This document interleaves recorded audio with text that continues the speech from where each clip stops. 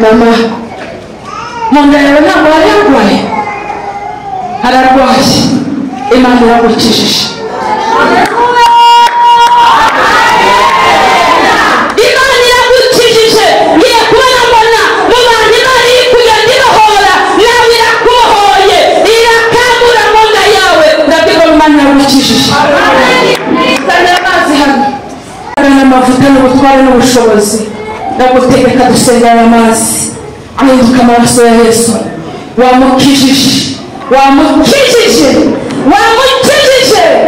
hotakaya binidari wamukijije turagushime aya n'amaraso ya Yesu agiye gukuraho byose maze agakora finisaje akamwongeramo imbaraga mu bugingo urakoze kubikoze mu izina rya Yesu amen haleluya cyane